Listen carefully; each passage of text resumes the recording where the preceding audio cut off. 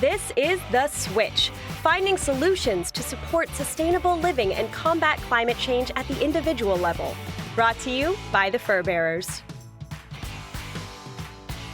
I'm Mike Howie, and I am here with Dr. Elisabeth Ormandy, founding executive director of the Canadian Society for Humane Science, UBC Professor, TEDx speaker, and a zero waste enthusiast. We're going to be talking about gift wrapping, and thanks so much for joining us, Elisabeth.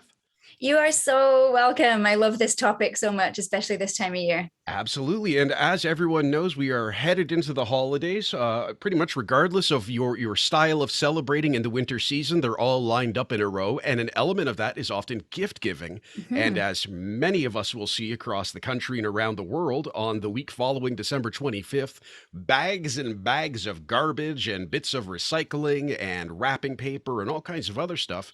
So we want to go over briefly a couple of ways that we can prepare gifts and give gifts that come from or end up with zero waste, or at least less waste than other methods. So let's start with what are some of the ways that you prefer, Elisabeth? If you're giving gifts, how do you think about this? My first go-to is to gift experiences that don't need wrapping. So I actually think about what can I give that is not a physical entity that needs the added layers of packaging and then wrap. Yeah. So, a massage appointment, a facial, a day at Scandinav Spa, if you're up here on the West Coast. Just experiences. Those are great. I got my nephew last year a trip to a science museum in the UK called Jodrell Bank. Oh. So that I just gifted them a family ticket. Yeah.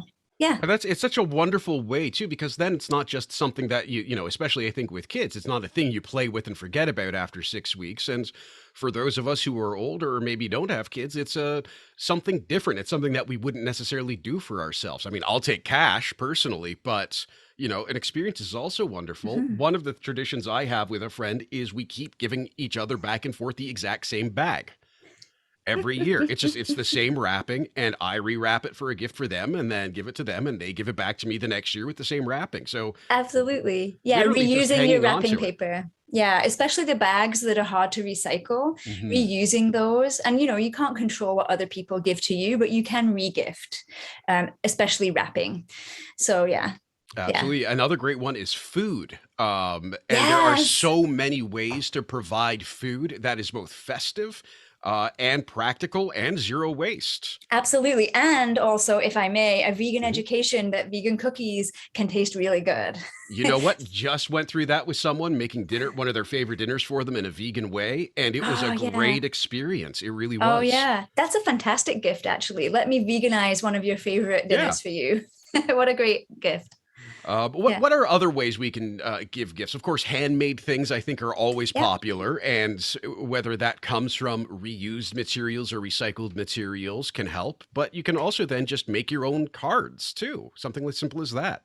Yeah, absolutely. And if I may too, I know you make your own cards and they're beautiful. Well, thank you. It just shows you that they can be really simple and beautiful and effective and not hopefully like mega time consuming for the person doing the making. Like you could just, it's a bit of self-care doing crafting, I find. And too. So then, you're giving something that's been made from the heart too.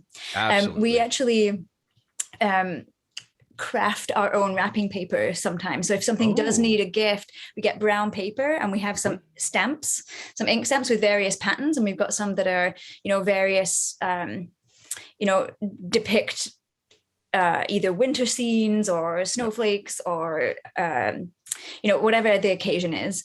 And we just stamp on the brown paper, wrap it up with some compostable kind of hemp or whatever. And they actually look really beautiful. And then you can use natural things for your gift tags, kind of, holly, well, not holly because that's spiky, but privet leaves or, whatever. Yep. And actually I've made, so speaking of cards, I'm not going to sell my stuff, but I have made a bunch of little hanging tags. Yeah. And it's my recycled craft paper with a cutout and watercolor beneath. And I've got a hole punch, which is actually a snap divot creator, and put a little piece of twine through it. And it's a There you go. reusable gift tag that's a little fun and creative, and I can make Yeah, different colors or whatever. So there are I love so that too. many solutions like that. And I think people are excited to receive it too, knowing that you made it. Yeah. I absolutely agree. And I think that the packaging, like, the way that you wrap things, if you're using creativity and, you reusing your materials in a creative way, then they just look beautiful. Hmm. You could also use fabric. So Yes. it's a gift, like a headscarf or a neck scarf, but Hmm. you actually use it as the wrap. So it's kind of a double gift. The wrapping is also something that's Yeah. useful for somebody. So I've done that before too, with using fabric to Mhm. be the wrap. And then you don't even need any string or tape because you just tie the fabric in a knot. So Yep. tape is another thing that, like, you can get creative with how you wrap. So you don't need as much or any tape. Well, and Yeah. that's one of those little things that's funny is that little tiny piece of poly, Mm-hmm. whatever it is going to Yeah. last 300 years. And we don't really Yes. think about it. But if you Yeah. use, again, hemp twine or Yeah. really at most kinds of untreated twine, they will break down in the environment, but they're also reusable. Indeed. So you can take it off and then reattach it to something else or Yeah. create something else with a bunch of little pieces. There's always ways to explore that. And Mm-hmm. speaking of fabric, one of the things I did, again, speaking of food, last year is my girlfriend and I baked a bunch of bread, and she enjoys sewing, made bread bags. Oh, isn't that lovely? So here is a bread bag with a small loaf in it. Merry Christmas. And I think, again, it's one of those people enjoy that you Yeah. took the time to do this. It's not Yeah. a big money thing and it's not going to change anyone's life, but it is such a simple, easy thing to do. Yeah. And for people who love to bake or cook, again, if you want to bring me cookies, they're going to get eaten. That's happening. Yeah, Um, absolutely. so I always accept that. I'd also say just art in general. On the wall behind me right now, I've got Hmm. multiple pieces of art that I have received as gifts, and I love them, every single Yeah. one of them. Yeah. And one of my favorite gifts to receive was a Spotify playlist that was curated just for me Mm, by someone who knows me really well and knows my music taste. But yeah. it introduced me to new artists that I hadn't really heard of before. Because I don't know about anybody else, but I love music. I love discovering new music. But sometimes I find it hard to find the things that I really love. But having somebody who knows me put that time aside to really find things they think that I would really enjoy. Oh, I listen to that playlist all the time. It's really good. It was really special. It definitely adds, again, to that, the heartfelt message of it. And it can Mm-hmm. incorporate other things too. So if you know someone has been struggling with something, you can give them a motivation one. Or, Yeah. for me, I need to rest. And if someone wants to make me a chill out playlist, because I normally listen to high speed rock and acoustic stuff to keep my energy and focus up. Yeah. So yeah, give me some cool, smooth jazz or something I can learn about. Mm-hmm.